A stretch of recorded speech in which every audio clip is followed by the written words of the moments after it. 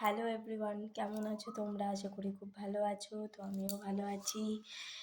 তো সকালের কাজ মোটামুটি কমপ্লিট হয়েছে। তো সেইভাবে এখনও সব কাজ কমপ্লিট হয়নি। তো আগের দিনের ব্লগটা ঠিক করার তেমন সেভাবে ইচ্ছে ছিল না, যেহেতু খুব আপসেট ছিলাম, প্রবলেমের মধ্যে দিয়ে যাচ্ছিলাম বা যাচ্ছি। সেই কারণে হয় না, অনেক দিন পর মানে চেপে থাকা কোনো কিছু হয়তো ওইভাবে, তাই আমি শেয়ার করে ফেলেছি। জানি না কি বলছি। যাই হোক, ওইভাবে শেয়ার করেছি আর কি তোমাদের সাথে কোনো কিছু শেয়ার করলে মনটা একটু হালকা হয়। কেননা ঘর থেকে তো সেইভাবে বেরোনো হয় না, সেইভাবে কারোর সাথে কথাবার্তা হয়ে ওঠে না। তো সেই কারণে ইউটিউবে আমার একটা ফ্যামিলি মনে করি আমার ইউটিউব চ্যানেলটাকে। তো এই ফ্যামিলির সাথে একটু শেয়ার করলে মনটা একটু হালকা হয়। তো অনেকে হয়তো ভাবতে পারো যে ঘরের ব্যাপারে এইভাবে শেয়ার করছি। অ্যাকচুয়ালি কি না, পরিস্থিতি এমন এক এক সময় থাকে না, তখন মানুষ বলতে বাধ্য। যখন মানুষের দেয়ালে পিঠ ঠেকে যায় না, তখন মানুষ বলতে তখন সমস্তটা আর কোনো কিছু না ভয় থাকে তার কাছে, না কোনো কিছু লজ্জা থাকে। তখন মানুষ সব কিছু এইভাবে বলতে বাধ্য হয় আর কি। তো যাই হোক, এই আর কি। সকালবেলা মাম্মামকে স্কুলে দিয়ে আসলাম। ভীষণ তাড়াহুড়ো হয়ে যায়। আগে ছিল 9টা থেকে স্কুল, তো এখন তো 8টা থেকে স্কুল। টাইমিংটা 1 ঘন্টা একটু আগে যেতে হয়, তো একটু লেটই হয়ে যায়। তাড়াহুড়ো করে তারপরে সব কিছু যেতে হয়।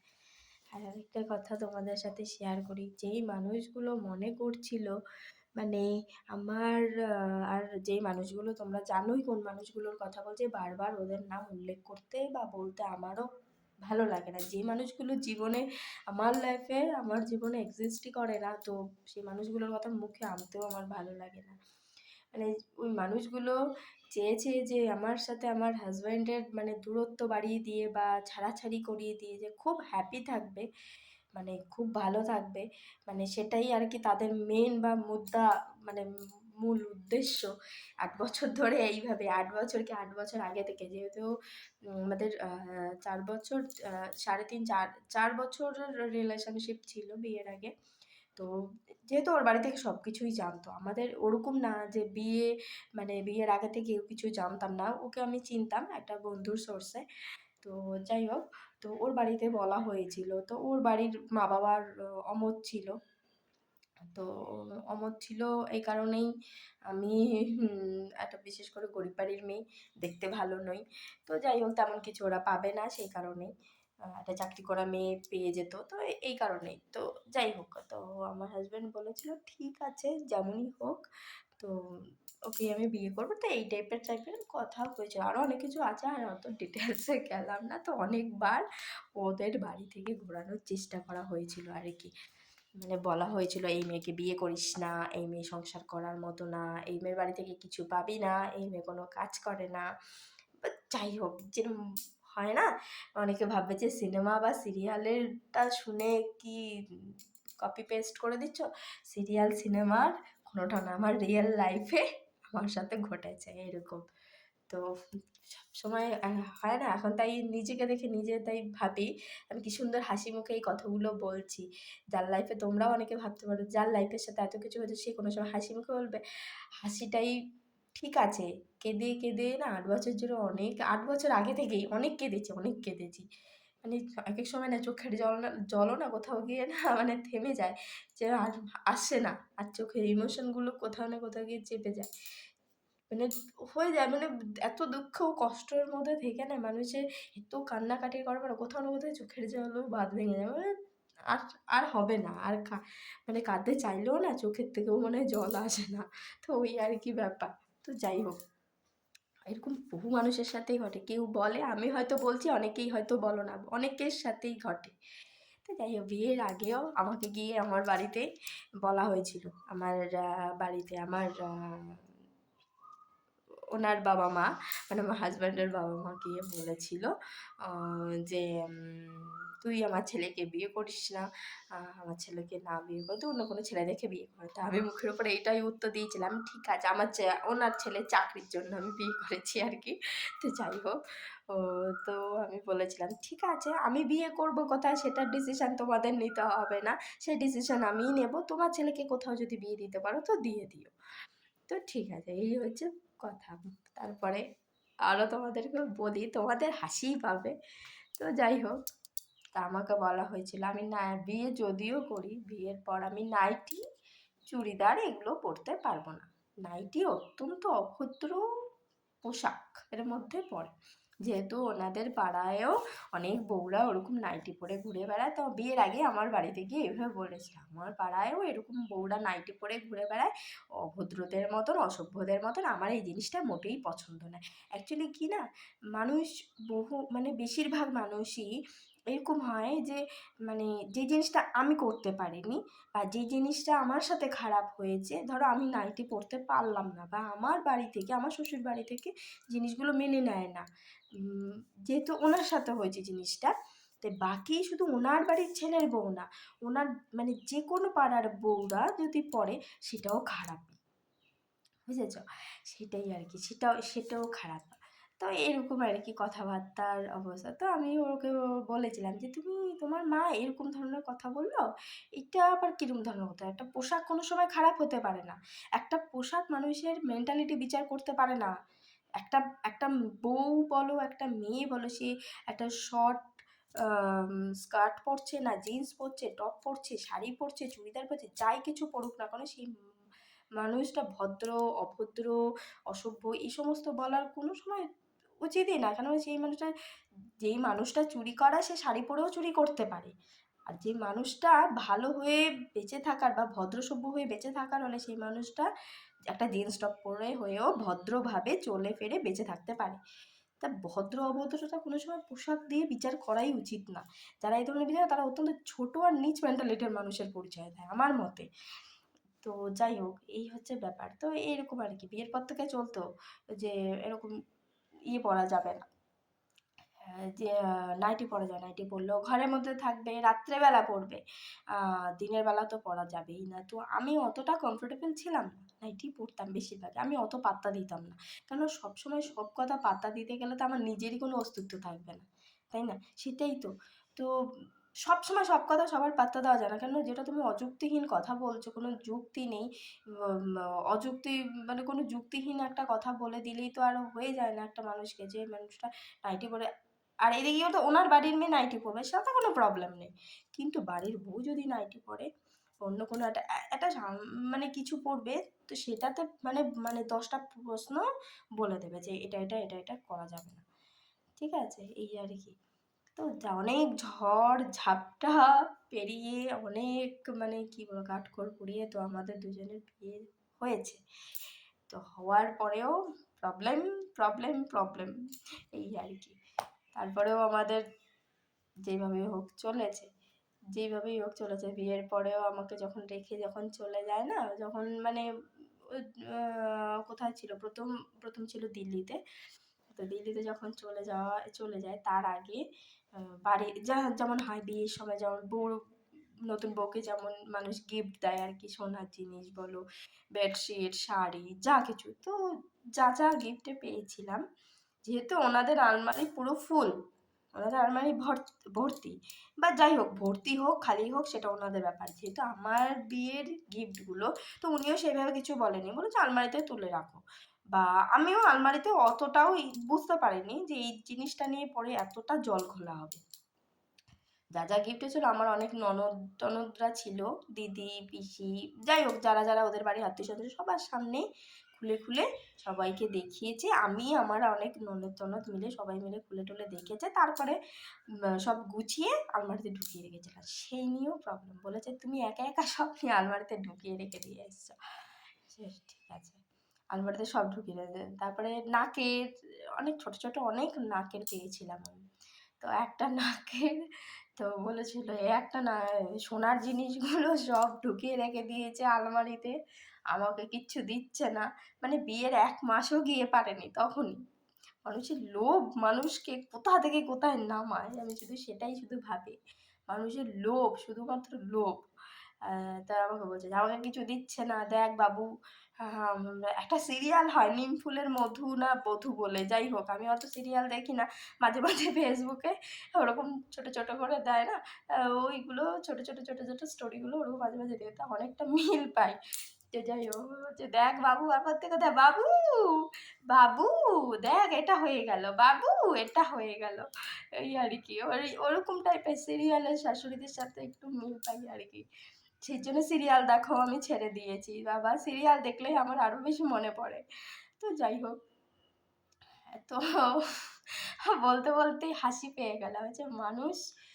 আর আমি সত্যি কথা, আমি কাঁদি, প্রচুর কাঁদি, প্রচুর কষ্ট পাই, কিন্তু কখনো কখনো ভগবানের সামনে দাঁড়িয়ে না ভাবি, নিজেকে বুঝিয়েও নি আর কাঁদবো না, আর চোখের জল ফেলবো না, কেননা ওরা এটাই চায় তুমি চোখের জল ফেলো, কষ্টে থাকো, তারপর কষ্ট সহ্য না করতে পারলে চলে যাও সংসার ছেড়ে, এটা আমার জায়গা, আমি থাকবো।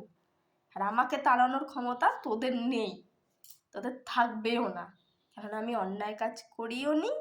অন্যায় যখন করি না, যখন সত্যি বলছি, সঠিক কাজ করছি, তখন আমার জায়গা থেকে কারো ক্ষমতা নেই। যার পাশে ভগবান আছে না, তার পাশে এই সমস্ত তুচ্ছ মানুষজনের আর বললাম তো খারাপ জিনিসের প্রভাব কোনোদিনও পড়বে না, এটা শুনে রাখো। আর তোমাদেরও বলি, তোমাদের কারোর সাথে এরকম না, এই সমস্ত ফালতু লোকের ফালতু কথাবার্তা জীবনেও কান দেবে না, তাদের জন্য নিজের লাইফ বরবাদ করে দিয়ে, আমি সত্যি কথা আমার লাইফটা প্রচুর প্রচুর পরিমাণে ওদের কারণে বরবাদ করে দিয়েছি। রাত দিন কান্নাকাটি, তারপরে এত টেনশানে আমার পুরো বা সাইডে কন্টিনিউ, বা সাইডে আমার পেন পর্যন্ত হয়, মাঝে মাঝেই হয়।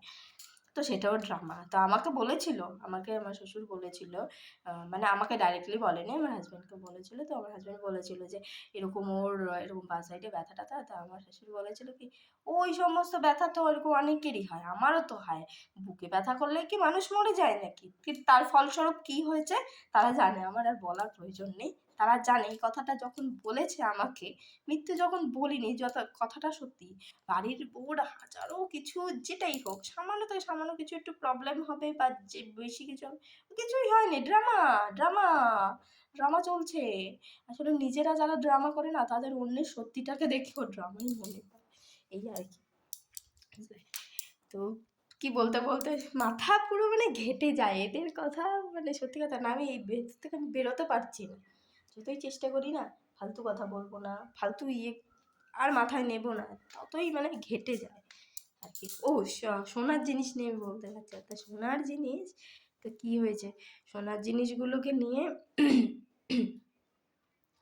তো নিয়ে রেখেছিলাম, হ্যাঁ, সব সোনার জিনিসগুলো আলমারিতে তুলে রেখেছে, আমাকে কিচ্ছু দেয় না, সব নিয়ে নিয়েছে, এরকম করে বলছে। এই আর বিয়েটা আমার হয়েছে, গিফটগুলো আমি পেয়েছি, তা আমার আলমারিতে রেখেছি, এটা তো খারাপ হচ্ছে। আর তোমার যদি কিছু পড়ার ইচ্ছা হয় তুমি ওখানে করে বলো যে মৌ আমাকে এটা দাও বা আমি পড়ি, সেটা বলতো না। কিন্তু আমি কোথাও কোনো অনুষ্ঠানে যাওয়ার আগে কিন্তু ওনাকে দিতাম, কিন্তু ওনাকে আমি দিতাম যে পড়ার জন্য, নাও পড়ো বা কিছু। তো সেটা উনি কোনোদিনও বলে না। তো বলুক না বলুক, সেটা ওনার মেন্টালিটি, ওনার নেচার।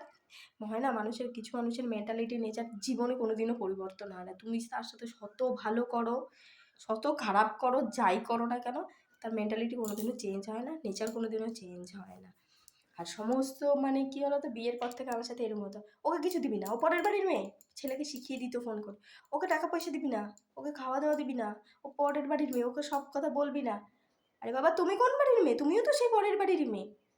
আমি যদি পরের বাড়ির মেয়ে হতে পারি, তুমিও তো সেই পরের বাড়ির মেয়ে। এই জিনিসটা কেন মাথায় ঢোকে না? এত মোটা মাথায় না, তাদের এই জিনিসটা ঢুকবে না যে আমি ওকে বলছি একটা আঙুল অন্যের গায়ের উপর, অন্যকে দেখালে না বাকি তিনটে আঙুল নিজের গায়ের দিকে থাকে। এটা মানুষের সবসময় বুঝতে হয়, এটা সবসময় বুঝতে হয়, তাই না? যেটা সবাই জানে। আর এই আর আমি ওকে পরের বাড়ির মেয়ে বলছি, আমার ছেলের বউটাকে। আমি নিজেও তো পরের বাড়ি থেকেই এসছি, আমিও পরের বাড়ির মেয়ে। ওকে বলা আছে আমি গরিব বাড়ির মেয়ে, তাই ওকে কি সিংহাসনে বসিয়ে রেখে পুজো করে খাওয়াবো নাকি? ওকে কাজ করিয়ে খাওয়াবো? কোন ধরনের কথা, কোন মেন্টালিটির পরিচয়? এবার তাহলে তোমরা ভাবো, যে কি ঝেলেছি। বেশি দিন ওখানে থাকতে পারিনি, সত্যি বেশি দিন থাকতে পারি, থাকার মতন পরিস্থিতিই ছিল না আমার, থাকার মতন কোনো পরিস্থিতি ছিল। সবাইকে এরকম হতো, আমি জ্যান্ত মাছ খেতে ভালোবাসি। তো ল্যাঠা মাছ টাছ তো একদম মানে কেরম করে এইটুকু এইটুকু ছোটো ছোটো ছোটো ছোটো করে টুকরো। আমার বাপের বাড়ির অবস্থা মোটেই ভালো ছিল না, সেটা তোমাদের সাথে আমি আগেই শেয়ার করেছি। তো যাই যেরকমই পরিস্থিতি থাকুক, কিন্তু আমার বাবার বাড়ির খাওয়া দাওয়া ভালো, ঠিকঠাক মতন করে খাওয়া দাওয়া করে। এদের বাড়িরও খাওয়া দাওয়া ভালো, মানে খাবে দাবে সব ঠিক আছে, কিন্তু বউর বেলায় কিপটাম সব শুরু। সব কিপটামো বউর বেলায় শুরু। বউকে বড় মাছের পিস দেওয়া যাবে না, বউকে বেশিটা দেওয়া যাবে না, বেশি কিছু দেওয়া, এমনকি এমনও আমার সাথে হয়েছিল একদিন যে সবার জন্য ডিম সিদ্ধ দিয়েছে, আমার জন্য দেয়নি। মানে ও কি খাবে না কি, ওর তো সমস্যা হয় ডিম সিদ্ধ খেলে। আরে ইয়ার তুমি আমাকে জিজ্ঞেস তো করো, যদি আমি না খাই বা কিছু, তুমি মানুষটাকে জিজ্ঞেস করবে না, দেবে না। তখন আমার হাজব্যান্ড বাড়িতে ছিল, আমার এখনও মনে আছে। ওর ডিম ও বলেছিল যে তুমি ওর জন্য কেন দাওনি, সবার জন্য দিয়েছো, ওর জন্য কেন দাওনি। বলে ওর তো প্রবলেম আছে, ও খাবে না। বলে ও কি তোমাকে বলেছে ওর সমস্যা আছে, ও খাবে না? হ্যাঁ, বলে না কিছু বলেনি। হ্যাঁ, তারপরে আমার হাজব্যান্ড ডিম সিদ্ধ ভেঙে নিয়ে ও অর্ধেকটা খেলো, অর্ধেকটা আমাকে দিয়েছিল। তো খাওয়া দাওয়াতে কিছু ম্যাটার করে না মানুষের নেচার, মেন্টালিটি। টাকা পয়সা কম থাকলে মানে কম খেয়ে চলে যায়, কিন্তু মানুষের মেন্টালিটি কোনোদিনও পরিবর্তন হয় না, সে কম থাকুক বেশি থাকুক যেটাই থাকুক না কেন। এটাই। ছাড়ো এদের বক বক, মানে আমি সত্যি পাগল হয়ে যাচ্ছি দিনের পর দিন এদের কথা ভেবে ভেবে, নিজের বিগড়াচ্ছি সেটা আমি জানি, ওরা সেটাই চায়, সেটাই করছে। তো আর কি বলবো, ঠিক আছে হাসি মুখেই মেনে নেবো এবার থেকে, মানে সেটাই আমি ভাবি আর কি। সবাই আমাকে বলে তুমি তোমার অধিকার জায়গা কেন ছেড়ে দেবে? যারা শোনে তারা প্রত্যেকটা মানুষ আমাকে এটাই বলে, বাড়ি এসে বলে যায় যে তুমি তোমার অধিকার জায়গা কোনো দিনও ছাড়ো না। কেননা ওরা এটাই চায় যে তুমি তোমার অধিকার, তোমার জায়গা তুমি ছেড়ে চলে যাও, বুঝেছো? ওরা এটাই চায়, এটাই প্ল্যান, এটা ওদেরই প্ল্যান। সেটা মানে সাকসেসফুল হয়তো আমি করে দিই কোনো না কোনোভাবে, কেননা আমি আমার অধিকার ছেড়ে দেবো, অধিকার জায়গা ছেড়ে দেবো, সেটাই তারা চায়। সেটাও আমি মাঝে মাঝে বলে ওদের ঠিক আছে আমি চলে যাবো, তোরা থাক তোদের ওদের। এটা আমার সত্যি সম্পূর্ণ ভুল ডিসিশন, সম্পূর্ণ ভুল ডিসিশন। তাহলে এই ধরনের মানুষগুলোকে আর শায়েস্তা করা যাবে না, কেননা তারা যেটা চাইছে সেটাই আমি করে দিচ্ছি। আর সবাই আমাকে তাই এসে বলে, তুমি তোমার অধিকার জায়গা ছেড়ে কোনো দিনও যাবে না, তোমার সম্পূর্ণ প্রপার অধিকার। ওকে ওই বাড়িতে গিয়ে আমার এমনকি ছেলেকে একদিন বলেছিল তোর বউকে নিয়ে বাড়ি থেকে বেরিয়ে যা, তোর বউর দায়িত্ব নিতে পারে। আরে ইয়ার তোমরা কি দায়িত্ব নেবে আমার? তোমাদের দায়িত্বই তোমাদের ছেলে নাই, এটা ঠিক আছে, তার জন্য আমার কোনো প্রবলেম নেই, কিন্তু তার বউর দায়িত্বও তাকে নিতে হবে একটা ছেলেকে। শুধু বাবা মার দায়িত্ব নিলে হয় না, তার বউর দায়িত্বও নিতে হয়। সেখানে তোমরা বলার কেউ না যে তোর বউকে নিয়ে তুই বেরিয়ে যা, ঠিক আছে নয় তোমার বাড়ি, তোমরা আমাদেরকে বের করে দিতে পারো, কিন্তু দায়িত্ব তোমরা কেউ কোনোদিনও আমার নাওনি। দায়িত্ব আমার হাজবেন্ডই নিয়েছে, আর বরঞ্চ ওই ছেলেটাই তোমাদেরও দায়িত্ব নেয়। তার জন্য তোমরা আমাদেরকে এইভাবে কথা শোনাতে পারো না, সেটাই আর কি বলে। যাদের দায়িত্ব নিচ্ছে আমি তো কোনোদিনও প্রশ্ন তুলিনি কেন তোমার মা বাবার দায়িত্ব নয়, এটাই নর্মাল, এটাই ন্যাচারাল যে একটা ছেলে হয়ে বাবা মা দায়িত্ব নিতে হবে, বা তার বউর দায়িত্বও নিতে হবে। তার মানে এটা না যে মা বাবার দায়িত্বই নেবো, বউর দায়িত্ব অস্বীকার করবো। বউ তাহলে থেকে তাহলে কেউ কী করছে, জি চাকরের মতন মানে কাজ করে যাবে খালি বাড়ির। মানে আমার, মানে কি বলবো, আমার হাজবেন্ডের মাথাটা পুরো মানে মানে কি বলবো পুরো খারাপ করে দিয়েছে। মানে খারাপ কি, মানে এত পরিমাণে ব্রেন ওয়াশ করা থেকে শুরু করে, আর মানে এই সমস্ত উল্টো পাল্টো মানুষের কত লিমিট থাকে, একটা কোনো কিছু লিমিট থাকে তো। ব্রেন ওয়াশ করতে করতে করতে মানে মানুষের মাথা পুরো ঘেঁটে যাবে। তা মা বাবা তো যতই হোক, মা বাবা যদি কন্টিনিউ যদি কোনো কারো নামে বা ছেলের বউর নামে অনবরত এইভাবে বলবে, তা কতদিন মানুষ আর ঠিক থাকবে? আর আমি সবসময় সাথে এটাই ভাবি আর এটাও বিশ্বাসও করি, ভগবান যখন আছে না, তোদের যত ক্ষমতা আছে, শরীরের যত ক্ষমতা আছে সব দিয়ে চেষ্টা কর আমাকে আলাদা করার জন্য, আমাদের হাজব্যান্ড ওয়াইফের মধ্যে ডিস্টেন্স বাড়ানোর জন্য যত চেষ্টা আছে করে যা, কিন্তু ভগবান আছে আমার আমার হয়েও লড়াই করার জন্য। যদি আমি ঠিক থাকি বা ঠিক হই না, সম্পূর্ণ ফুল সাপোর্ট পাবো। মানে ভগবানকে তো দেখা যায় না না, কিন্তু ভগবান ঠিক সাপোর্ট করে যায়, বুঝিয়ে দেয়। তোমাদের বোঝার ক্ষমতা থাকলে তো বুঝে যাবে, না বোঝার ক্ষমতা থাকলে এই জন্ম কেন, পরপর 7 জন্ম হয়ে গেলেও জীবনেও বুঝবে না, আর কি কথা। তোমরা তোমাদের কাছে শেয়ার করি বলে জানি না তোমাদের খারাপ লাগে নাকি। তো যাই হোক, হয় মনের কিছু কষ্ট ফিলিংস থাকে যেগুলো হয়তো শেয়ার করতে পারলে না আমি নিজে মন থেকে হয়তো হালকা হই, বাকি ভালো লাগে না কারোর সাথে, সবার সাথে তো ওইভাবে তো আর শেয়ার করা যায় না। কিন্তু আগে করতাম না ওইভাবে, কিন্তু এখন না আর মানে আর চেপে চেপে চেপে চেপে নিজে মানে যেন নিজেই নিজের শেষ হয়ে যাচ্ছি, নিজেকে শেষ করে দিচ্ছি, সে কারণে আর মানে দম বন্ধ হয়ে আসে এক এক সময়। ঠিক আছে, চলো ভিডিওটা এখানে এন্ড করছি, আবার নেক্সট ভিডিওতে তোমাদের সাথে দেখা হচ্ছে।